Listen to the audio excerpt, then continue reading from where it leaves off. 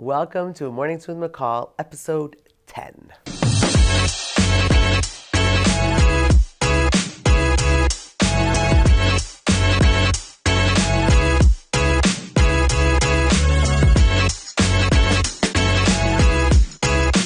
Oh yeah.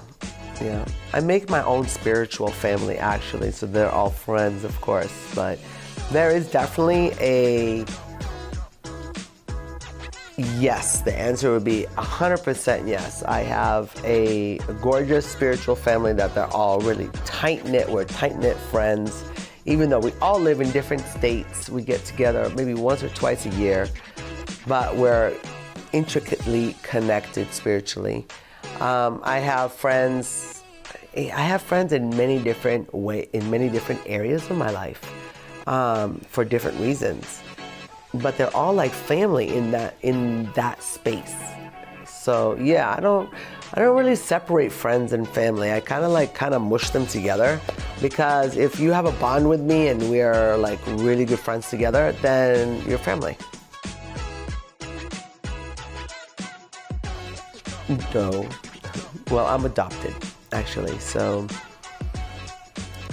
neither side did I get to meet any of the greats. My dad adopted me, they already passed away, and the biological side, they already passed away. I only met the grandparents. I do know that my dad's very religious.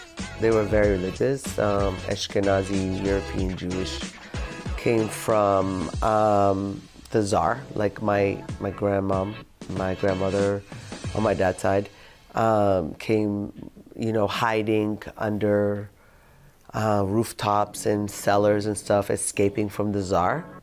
So I know that. My grandfather was already in the American, but his parents came from Europe also, and all of that persecution.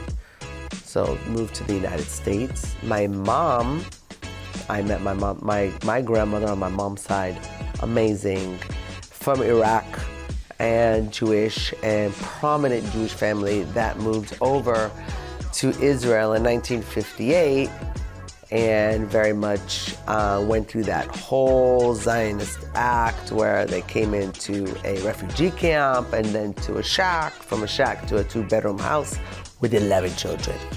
So we know that whole history. It's amazing and,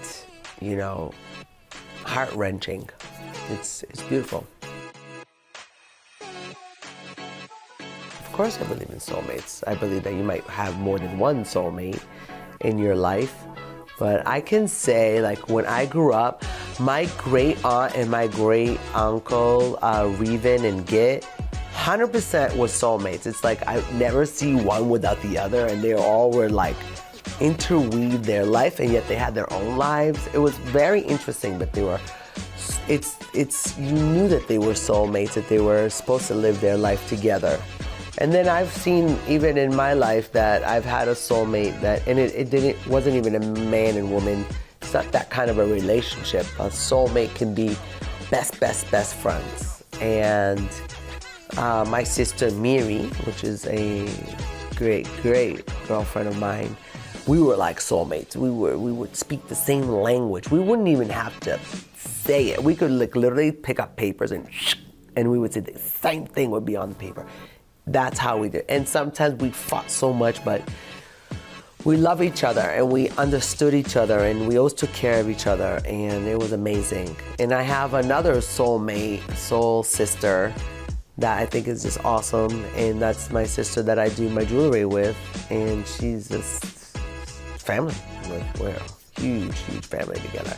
Her kids, my kids, mixing. I even borrow her as a husband. Her husband's my husband, upper half only. It's a much better deal. No drama. So yeah, soulmates, I totally believe in soulmates. Yes, the answer is yes.